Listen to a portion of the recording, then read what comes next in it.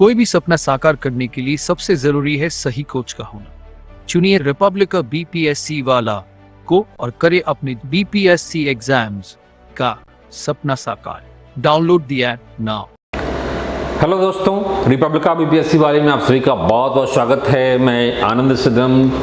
हम लोग चर्चा करेंगे बिहार में शिक्षक बहाली भर्ती प्रक्रिया आरंभ हो चुकी है, लेकिन यह जो विवाद है, विवाद बढ़ता ही जा रहा है। विवाद कई कारणों को लेकर के है और सही पूछा जाए तो बीपीएससी या गवर्नमेंट चलती कम है और धूल ज़्यादा उड़ाती है। आपने देखा होगा बच्चे में हम लोग भी करते थे कि जब रोड पर चलते थे तो चलना कम है और धूल उड़ाना ज़्यादा है। कुछ यही कंडीशन बचकाना, बिल्कुल ही चाइल्डिश बिहेवियर गवर्नमेंट की है। जानबूझ करके कुछ प्लांट में जैसे ऐसा लग रहा हो कि गवर्नमेंट कर रही है। जो नियमावली आई है शिक्षक बहाली का, शिक्षक भर्ती के संदर्भ में, तो उसमें कई सारी खामियां हैं और इसी का परिणाम है कि बच्चे को जहां पर बिल्कुल ही कंसंट्रेट होकर के पढ़ाई शुरू कर देनी चाहिए थी, लोग थोड़ा सा दिग्भ्रमित हो रहे हैं कि पता नहीं, मतलब मामला कोर्ट में चला गया है तो क्या होगा, एग्जाम होगा नहीं होगा। चलिए, एग्जाम तो पहले नोटिफिकेशन आए और उम्मीद है नोटिफिकेशन 1-2 दिन में आ जाएगा।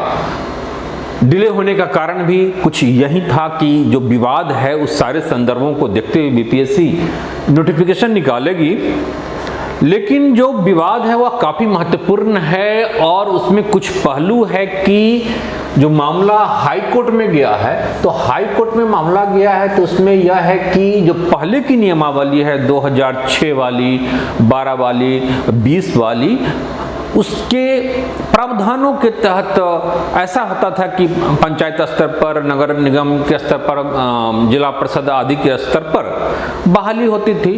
तो पूर्व के प्रावधानों को रद्द किए बिना, उसको समाप्त किए बिना नया प्रोविजन ले आया गया। तो पूर्व के नियमों का क्या होगा?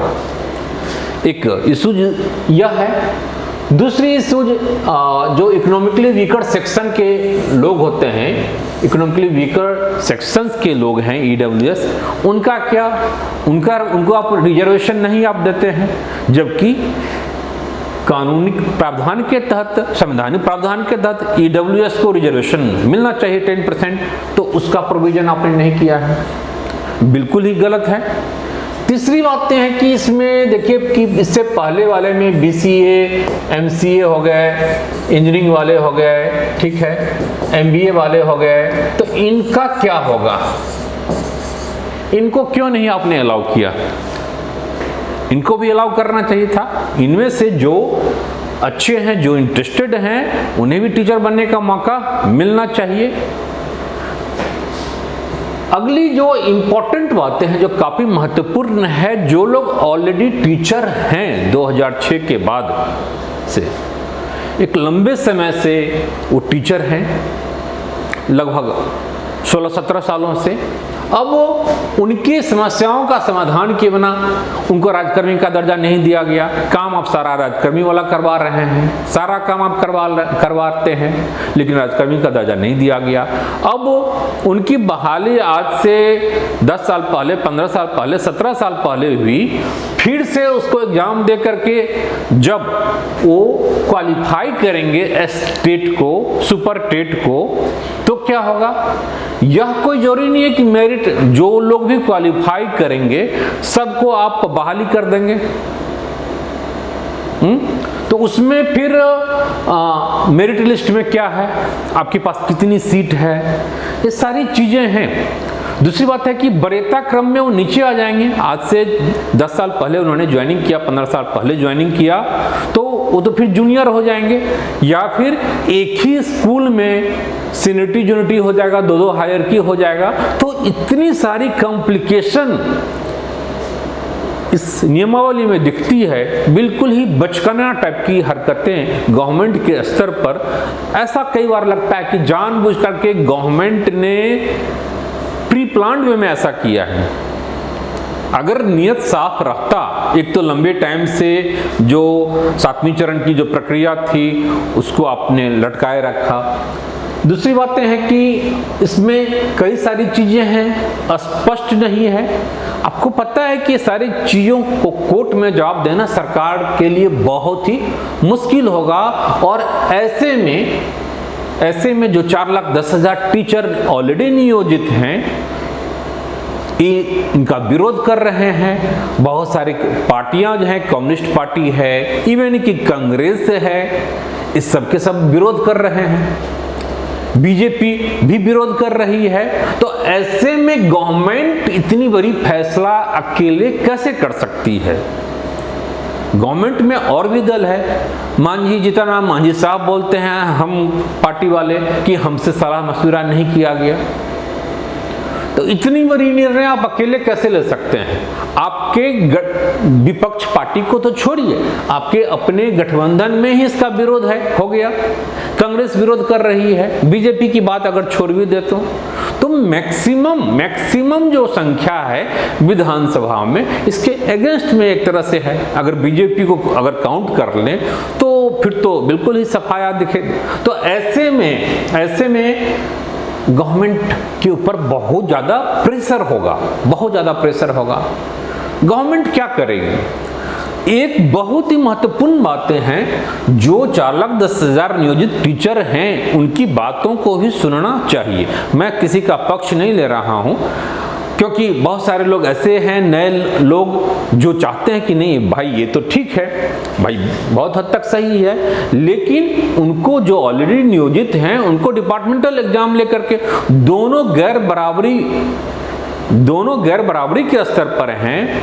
क्या एक मौलिक प्रश्न है, जो बिहार में IAS ऑफिसर हैं या BAS बिहार एडमिनिस्ट्रेटिव सर्विस के तहत BPSC के तहत जो SDM हैं, DSP हैं, SP हैं, IAS हैं, उनको 5 साल के बाद फिर से एग्जाम देने के लिए कहा जाए तो क्या होगा? प्रश्न बताइए, क्या उनकी हालत होगी? क्या वो पास कर पाएंगे? PTV को पास नहीं करेंगे, ये 100% तय है। तो जो टीचर आज से 5 साल पहले, 10 साल पहले, 15 साल पहले जिनकी ज्वाइनिंग हुई है, फिर से आप कह रहे हैं कि आप एग्जाम देंगे तभी आपको राज्यकर्मी का दर्जा मिलेगा, तो यह तर्क सही नहीं है। हाँ, डिपार्टमेंटल एग्जाम लिया जा सकता है, यह आप कर सकते हैं प्रमोशन के लिए या राज्यकर्मी की दर्जा के लिए, लेकिन दोनों गैर बराबरी के स्तर पर जो लोग नियुक्त नहीं है उनके साथ आप करेंगे तो ये तो बिल्कुल ही गैर बराबरी हो जाएगा ना। ये उतना टाइम देकर के, इतने फोकस होकर के कोई भी नहीं कर सकता है। अब आप MLA हैं या मंत्री हैं और आपको 5 साल से पहले ही कहा जाए कि नहीं आप फिर से जनता के बीच में जाइए, मैंडेट लेकर के आइए, संभव है कि वो बाहर कर दिए जाएं। तो कुल मिलाकर के जो चीजें दिख रही है वह चीजें जस्टिफाइड नहीं दिख रहा है, रेशनल नहीं दिख रहा है। यह justice should not only happen but it should be so, केवल न्याय होना नहीं चाहिए, दिखना भी चाहिए। यहाँ पर तो न तो न्याय है और न ही न्याय दिख रहा है। तो ऐसे में इनका विरोध बहुत हद तक सही है। आप लोग क्या सोचते हैं? बहुत सारे ऐसे लोग हैं जो चाहते हैं कि नहीं, जो नियमावली आई है बहुत ही अच्छा है। तो आप लोग क्या सोच रहे हैं? आप लोगों में मैक्सिमम संख्या किन लोगों का है जो एग्जाम के पक्ष में, यानी इस नियमावली के पक्ष में है, या फिर जो विपक्ष में है? बहुत सारे लोग कहते हैं कि नहीं, हम एग्जाम देंगे ही नहीं, जो नियोजित टीचर हैं, यह नियमावली गलत है, इसको रद्द किया जाना चाहिए। तो आप किसके पक्ष में हैं?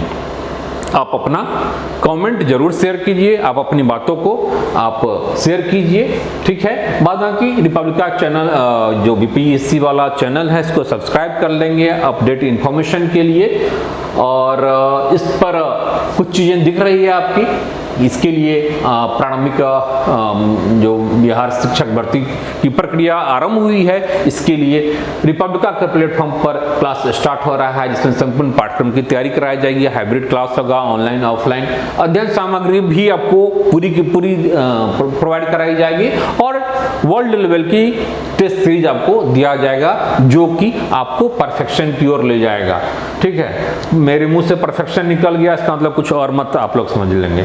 ठीक है, और ये पटना की बोरिंग रोड में है। तो और यह फ़ोन नंबर है, आपकी कोई विशेष क्वेरी होगी तो 7678599093 पर आप लोग कॉल करेंगे, व्हाट्सअप करेंगे, व्हाट्सअप अपना नाम लिख करके जो भी क्वेरी होगी आपको कैसे जुड़ना है डिटेल में सारी चीज़ बताई जाएगी। फी काफ़ी नॉमिनल रखा गया है, 6,999 जो ओरिजिनल फी है उसके बदले केवल 899 रुपया।